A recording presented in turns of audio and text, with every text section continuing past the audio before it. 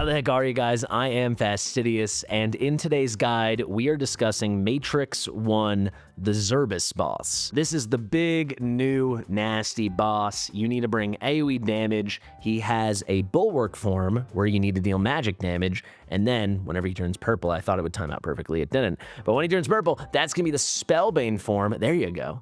That's where you need to deal physical damage. This is a very demanding boss because it requires 20 units, and all of those units need to be fully geared in unique gear because you cannot share it between the two teams you're running for each form. Once you lock one of these teams, you are locked for good. So in this video, something a bit different, I want to focus on my key tips, my main pieces of advice when it comes to how to succeed in Matrix 1. I did several videos on this boss when he came out.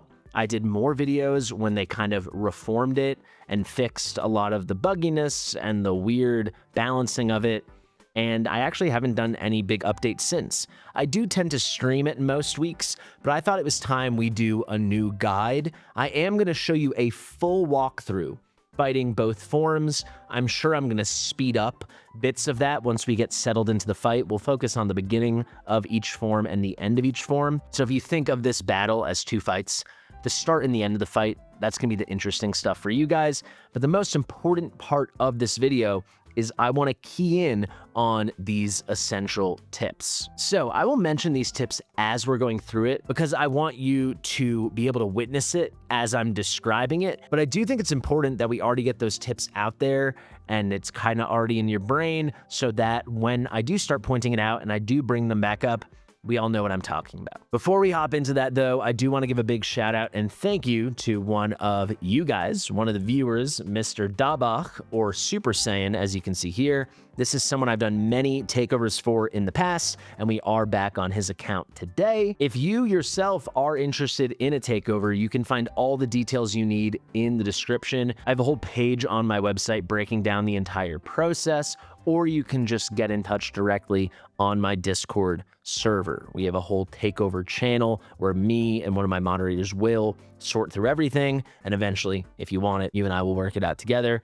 and we'll figure it out. Today we are on Dabach's account, we're on the Super Saiyan account, and I want to show you a lot of stuff. So tip number one, this is a fairly new development in the meta approach to Matrix. Not everyone will be able to do this, but if you can do this, it is pretty key. Bring as few healers as possible. Now, that might sound crazy, because this guy deals a lot of big AoE damage, but it's not as big as you think, and you can get a lot of supplemental healing from like pseudo healers, and that's going to be sufficient for a lot of stuff. So one of these teams is the perfect example of what I want to show you today, this new Bulwark form team that I put together. This is a very, very meta team right now. This is kind of where the Matrix Bulwark meta has been heading. And you can see we basically have like 1.5 healers. Now, what do I mean by that? We have Elowen. Obviously, she's a healer. She's going to go in the Elowen spot, which is this spot right here. That will make sense once we head into that battle, but she's our only pure healer here. Granted, she's bringing a lot more than healing, but she's basically going to carry the whole healing load. We do get a nice chunk of healing from Beelzebub, who himself is able to heal only the cultists. He can only heal cultist allies, but it is not nothing. But between Elowen being the main healer and then this pseudo healing for just the cultists from Beelzebub, that is going to be enough. And because we're bringing such a low number of healers, we are able to bring more DPS. And we can get away with bringing someone like Praetus as a lord, who's going to deal some damage. It's not nothing, but really he's just a spot that we get to use now to really supercharge our Ingrid and our Valara, and that's a pretty clutch thing. So how you do this will depend upon your account, but if you can limit the number of healers and scale them back, that's going to go a long way.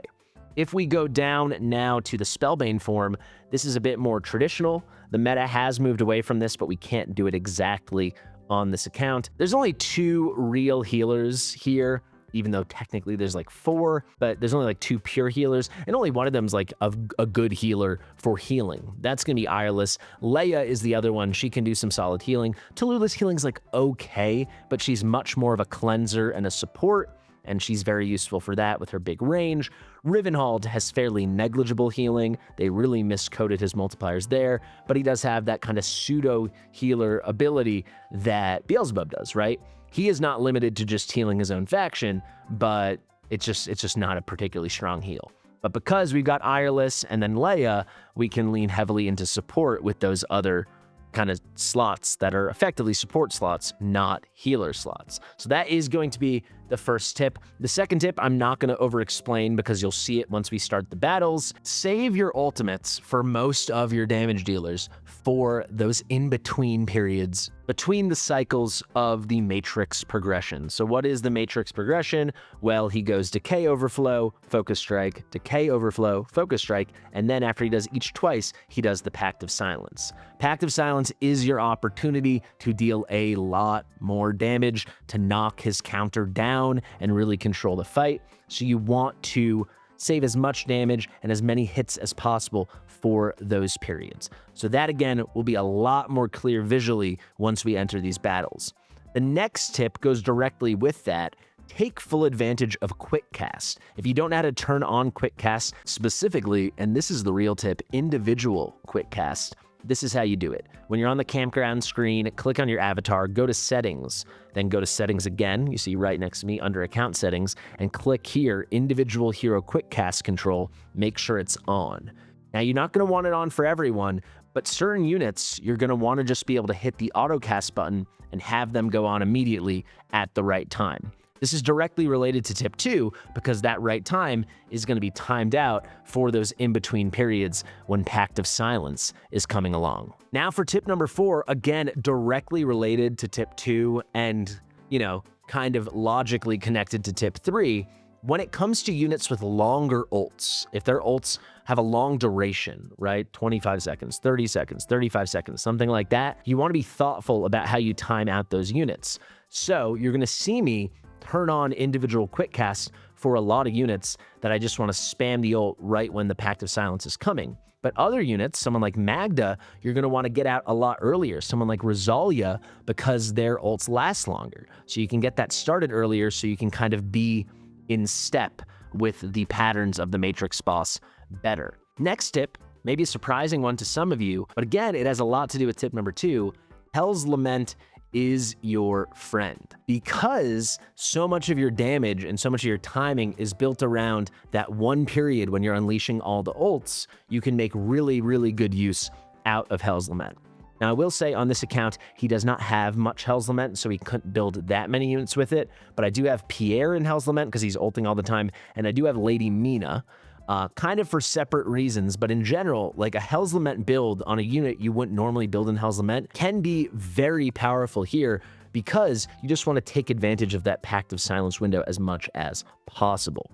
So Hell's Lament is a very good set for this battle. I will say in Lady Mina's case, it is a bit different, and we'll give her a little side shout out. She benefits so immensely from crit damage. As you can see here, I really cranked that crit damage up to 11, and that's because she's getting a huge chunk of attack from her passive from the ally with the highest attack. She's going to get 50% of that ally's attack. In this fight, that ally is going to be Ardia, and Ardia's attack here at A5, it is very, very, very, very high. You can see we have 26,230 additional attack. The total is coming out to 34,506. So she's already getting over 17,000 attack from Ardia. So Mina is a unit you want to lean into crit damage for. So there's a little separate aside Mina moment. Okay, number 6, this one's simple, this one's clean. You'll get to see it immediately. Use Wukong as a tank if you have him. He is a pretty cheat codey tank because when those single target strikes come that would wipe out most of the tanks in the game, they just kill his Sage Clone monkeys. They never hit Wukong, so you can really so easily get away with him as a tank. It is a very, very, very, very simple thing. You can crank his HP up, especially if you're going to go deeper in the fight. But if you got good gear, you could throw this guy in Morale. You could throw this guy in a Wings of Grace set to give someone else an extra buff. There's a lot of stuff you can do. He's a very, very clean, very usable tank, so I suggest you bring him. He also has that second life revive thing from his A1 that might come in clutch and save someone. But really, he's just the most plug-and-play mindless tank in this game. Finally, tip number 7, the last big one, and then we're heading into battle. And obviously I'll give a bunch of little mini suggestions as we go through and I'll explain what I'm doing. This is going to be a funky one. Delay the deployments of certain units. Now, units that don't have manual ults and you kind of can't be controlling them and timing them out with that Pact of Silence window when you want to deal as much damage as possible and put out as many hits as possible, you can find the sweet spot. It will slightly depend on your account and how you build these units, but you can find that sweet spot on when you want to deploy units with auto ults or units with quirky mechanics. So we've got 2 examples of units like that right here. We've got Ardia. She's got an auto ult, and delaying her deployment can be very beneficial because you can maximize the amount of time she's ulting during Pact of Silence. Typically, when there's 7 minutes and 26 seconds left, that's a good baseline, and then you can nudge it down or up from there, depending on how much attack speed and rage regen your Ardia has. I will say, if she is at A5, which this Ardia is, that kind of goes out the window because she gets all this random rage when the circular blades are coming and she's not always throwing them consistently. So it's kind of a wash when she's at A5, but at A4 and below, you really can time it out. For some of your accounts, it might be 7 minutes and 28 seconds that you deploy her. For other accounts, it might be 7 minutes, 24 seconds, but start at 7:26. That will be your sweet spot.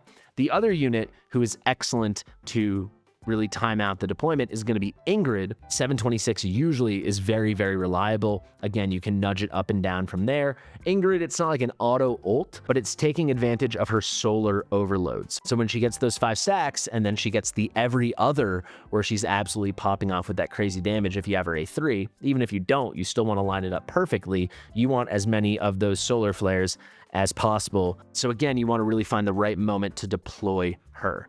This is all about to make a lot more sense now, though, as we head into battle. So let's head into battle now. Before we do, I don't know why I didn't already put Wukong in morale, so I'm doing that now. You just got to make sure he has the highest HP, so he's the one targeted by those big single target hits. And then he's going to live as long as he's a little bit tanky, so definitely going to run him there. Little oversight, but there's another tip. Run your Wukong in morale, or if you want, you could do like Wings of Grace. I'll quickly tell you, we've got Elowin in Wings of Grace.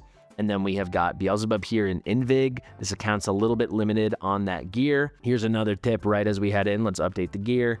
Very, very important you're thoughtful about your deployments. Now, I mean that in a couple different ways. You want to spread out your DPS appropriately. You can experiment with this, but you want a good mix of, some good DPS on one side and the other. Because if you're just dominating one side, but you're really slacking on the other side, it's not helpful. You want to have it as even as you possibly can. You're going to want to make sure you have at least one awesome DPS, at least relative to your account on each side. Another thing is take notice, right? Take inventory of which units are wearing Wings of Grace, which units are wearing Invig, and whom you want to be receiving those buffs. So we definitely want Rosalia and Magda wearing some big buffs. They're going to be hard carries for this comp. So I know that our Beelzebub here is in Invig. I know our Elowin's in Wings of Grace, so I'm probably going to direct it that Wings of Grace from Elowin's going to Magda, and Beelzebub is going to Rosalia. So let's do these deploys really slowly, and then we'll do it together a lot faster. I won't do this for the other fight, but just to, kind of set the stage. So let's go with our Magda right here, then Elowin right here, pointing down. You can put her, one tile further down the screen if you want. It depends how many platformers you're using. Remember, that is going to be her ult range, so that's pretty significant. Next up, I'm going to take Rosalia and place her right here. We're going to get Beelzebub over there. I will get our Valara over here. I'm going to pair her up with Magda. She'll get a nice little boost from Magda as well. We don't have any more buffs to go around, so now we just focus in, right? We already used the Invig from Beelzebub. We already used the Wings of Grace from Elowin, so we're just going to focus on some placements, right? So we're going to get Pierre right here. Gonna get Ingrid there pointed over. Now we got Praetus. Now we got Ezrith. And then a final tip, Wukong, our tank, make sure he's pointed in, whether you put him on the right or the left, that he's pointed the other way towards the middle. This is because he can summon a clone in this range to this spot right here. He needs a spot to put it. So this is where he's gonna keep putting the Sage Clone Monkey that's taken all the brunt of the damage. So let's do that again. I did skip one thing, right? And that was delaying the Ingrid deployment. I just wanted to go through all the spots. I want to go through all the placements. So without further ado, let's do that properly. So we're going to go a lot faster. Let's get ready for our Magda. Magda's going to go right here. Now we're going to place our Elowin. Boom. Next up, we have got Rosalia here. We got Beelzebub. We're going to get Pierre placed. And now we're already at all those buffs and everything, right? So we can get Wukong pointed in just like I said. Get Valaria here. Ezerith. Here we can get Praetus down. And remember, I am going to delay that Ingrid placement until about 26 on this account. Here is the Cupid, right? This is the Prismark. It's just this. He looks like this if you've got the skin for Pierre. We're going to place him right here. He is a little bit out of healing range, but he'll keep himself alive well enough with his self-healing. We're going to get Ingrid placed right here, pointed over, and we are good to go. Let me show you the quick cast now. You can see right now all of it's toggled on for the individual stuff, but not all these units need individual toggling. So we can take Ingrid off, right? We can take Praetus off because we're just going to spam him since he's A1 or higher. We've got Magda. We want to do her manually because she's going to be a little bit earlier. Same thing with Rosalia. Same thing with Valara. Also, Elwyn needs to be controlled, but when it comes to Wukong, Ezerith, and Beelzebub, we'll let that go on the auto quick cast. A lot of them are toggled off here. That will not be the case, obviously, for Spellbane, or not as aggressively, but there you go. That's another great tip. You'll see it in action in a second. So let's settle into this fight. Let's switch Ezerith over to purple mode so we can start chomping. You always got to make sure that he's toggling.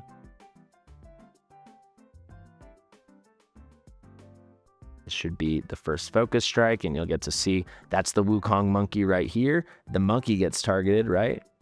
The Wukong doesn't take any damage, fully alive and great and beautiful. This is going to be the second decay overflow. Let's get the cleanse with Elwyn. And now, right when this focus strike is coming, that's when I'm going to trigger Magda, Rosalia, and Valara, because they've got the longer ults. And spam Praetus a little bit too. I'm going to save that Praetus button for right at the end there. And you'll see right when this is coming down to the Pact of Silence, I'm going to click on auto, so all our quick cast guys are going to happen. And that's when we get the Praetus button as well. Now we can toggle it right off, and we are good to go.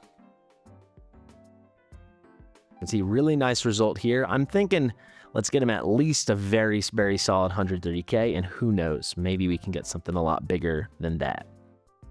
That's going to be the end of the Pact of Silence. Really, really nice first round.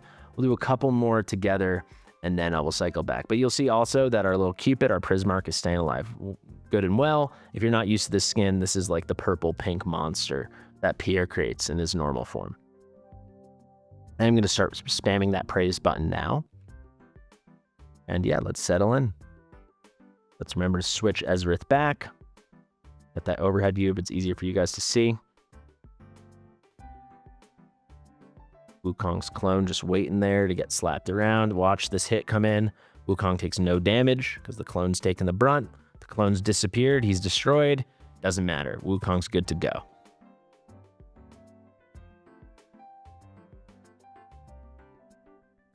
It's going to be our second decay overflow. Boom.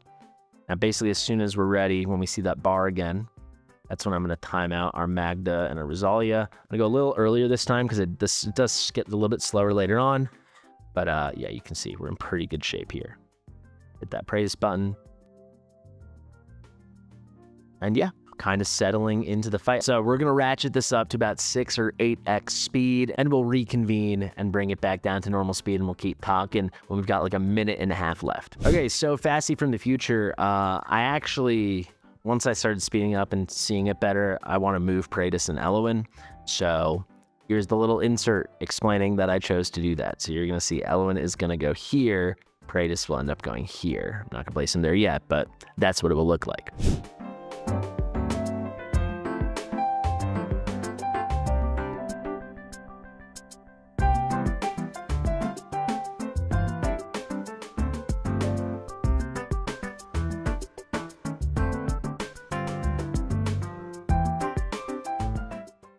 All right, we're going to join in here actually a little bit early for a little bonus tip. You are going to reach a point, as you can see, where Magda, I mentioned it earlier, but Magda, Valara, and Rosalia are not going to be as in sync. For you, it might not be those units, but the units with the longer ults. So this is just why you're getting it out early on to kind of delay this moment. We're still in a fine spot, but we are going to reach that moment where it's kind of done. And when we join back at whatever, minute and a half, 2 minutes, you will see at some point we're just going to turn everyone, all the DPSers, all the damage dealers, we're going to turn all their ults on just to keep the damage cycling.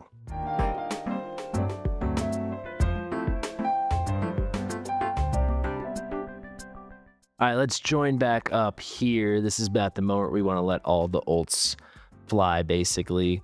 So we're going to let that happen. You can see we're coming up on 80K. I'm hoping to get towards 100K for this Bulwark phase on this account. That would be pretty promising for the opportunity at 160. Let's say we want at least 93K or so, but 100K is going to be the goal. All right, so let's get that all sorted. Let's pop that on, and we're off to the races. I actually will keep Ezrith on manual just to make sure he keeps loading. Actually, before he was on auto, now I'm going to put him on manual to make sure he keeps loading up and charging. Here's the second decay overflow, and yeah, we're getting a little bit wiped there. Unfortunately, Beelzebub just died, and that's going to blow this run in half. So that is definitely too bad. Now let's definitely just flip everyone and keep it running. Without it, that inspiration, the number's going to be a lot lower than we wanted it to be.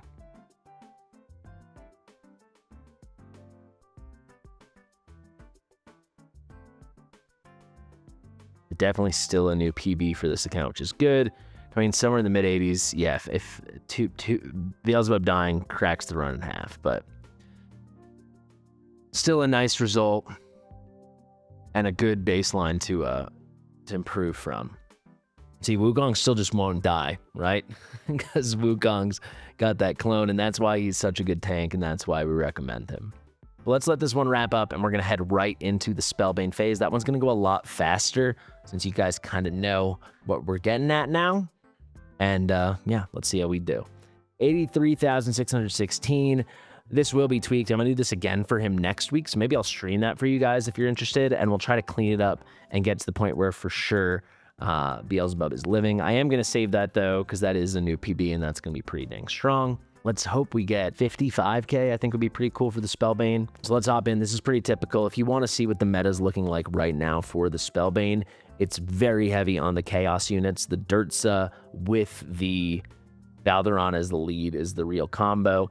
Also, it's very, very popular now. I do the same on my account too. This account doesn't have Elder, but if you do, you run Elder as the Lord because he gives a big attack boost to, Estrid and Mina and Ardia if you're not running her with the Chaos team, if you don't have that whole team done.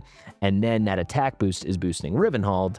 You don't have to run as the Lord, and then he's getting the benefit as an attack sharer inspiration unit. So we're close to this, but not exactly where it's at. We're not doing the Dasami, we're not doing the Dirtsa, we're not doing the Valderon, not doing the Elder, but it should be pretty close, and something a lot of people I think can still learn from. So let's hop in here. Same kind of fundamentals go. Make sure you're placing your buffs on the right units. Make sure you're splitting the damage evenly, and yeah, do a good job. So definitely we want to split up Naza here with Ardia. Those are going to be our top 2 DPS for this little setup. We'll get Tallulah placed there as our cleanser. Ardia, I am going to delay a bit, but it really doesn't matter too much because she's A5, so she's going to be ulting like mad. I mean, it's just to our benefit, but the timing, we can't control it in the same way. Now we're going to get Estrid down, and Leia is going to buff her, and she's going to go in that same spot that I was putting Elo in before. And give us a moment and wait for, I'm going to do about 29. It doesn't matter too much because she's going to be getting all that rage boosting Ardia. Get Ireless placed there. And now we're going to get Talon down right here. Rivenhald right in the middle. This very much is the Rivenhald spot. We can get Mina right behind there. And then we're going to get Adrian over here right above being our tank and helping us all out. So let's settle in. Let's do our settings once again. So pretty simple here. I'm going to toggle off Tallulah because I want to manually control her cleansing, and I will toggle off Adrian because I want to control his shields so he can tank properly. And then we are good to go. So let's settle in and let's see. At the beginning, here's a little Adrian tip. I'm not going to use his shield, really time out his ult with the first focus strike because he'll be able to tank all this stuff at the beginning. Later on, I will try to get his shield to last for both focus strikes, but by delaying it at the beginning, we can have his ult lasting into those Pact of Silence periods, and Adrian actually does deal a really good amount of damage. So, yeah. This is going to be the second Decay Overflow. This is where we're going to time it out with Tallulah. The beginning we can go a little bit later, but later on I'll probably get a little more conservative and trigger it a bit earlier. Here comes the focus strike. And I'm going to do Nazar a little early, because Nazar is a little crazy with his ult. I'm saving Adrian here, as you can see, just because there's no reason not to. He can tank this stuff without self-shielding from his ultimate. And you can see it's a solid number, nothing like what we're able to do on Bulwark. I'm really hoping we get that 50k for sure. And those auto ults off. Let's get back to it.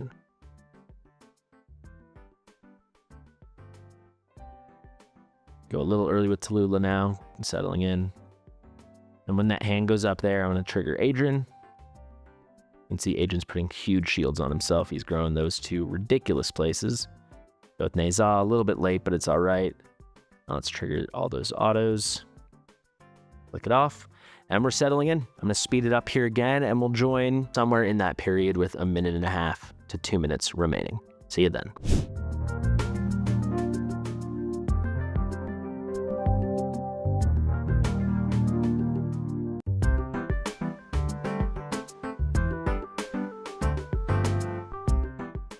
All right, we got 1.5 minutes left. The number is looking good. We're settling in. I've gotten a lot more conservative with Adrian. You can see how early this trigger is right now. We're less than half left on the focus, half left on the ult with the second focus strike just coming in, but that timing does work out really well. You get to see it really clearly here. And we are reaching the point where I'm just going to start ulting with everybody as soon as we can. Nazar is a little out of sorts, unfortunately, but now you'll get to see the good Adrian timing and the good Tallulah timing. Mina dies, unfortunately, but it's the home stretch now. Here with Adrian, right when we're getting to the top of that focus strike bar, that's when I'm triggering it to make sure the shield's up. Now here, right when we're getting to the top of that decay overflow, that's when we're going with the cleansing and Tallulah to keep those auto ults on. And you'll see he's still ulting when the second focus strike comes, so he's tanking it in a great way. Up to 55k. Let's see, can we get like 57 or so? Now we're just going to go with Adrian right away because we just want damage. There we go, 57. So definitely we can get this up to 60. There's not a doubt in my mind. It just comes down to, can we get the 100k on the other side next week for Dabach here for the Super Saiyan? I think we probably can. We just got to tweak our Beelzebub a little bit and get things a little tankier and get the healing a little better. The Elwyn build definitely needs an improvement. But that's going to do it. A very, very healthy result coming up towards 140k. And we left, actually just past 140k. We left a nice little chunk on the table too. Mina did not have to die, and she definitely can be adjusted a little bit more. And then obviously the first run, we left at least 10k on the table. So I think we're going to get really close next week. And I hope, most importantly, this video gave you guys a lot of tips and ideas, things to ruminate on as you try to improve your score in Abyss. Thank you so much for watching. I've been Fastidious. If you have any extra tips or suggestions, definitely drop them below. Matrix is something I've been spending a ton of time on, but I'm certainly not yet the expert I'd like to be in Matrix compared to other bosses like Abyss 1 or Semra, content I really know inside and out. Matrix is still newish, and we're discovering fresh stuff every day. So if you think you've got a fresh discovery, or if you think you've got something that can help the community, let us know in the comment section below. A huge thank you to my editor, Mitchell. This was a big one for him to do. And yeah, guys, thank you. I've been Fastidious. Share with your mother, and I'll see you real soon. Bye.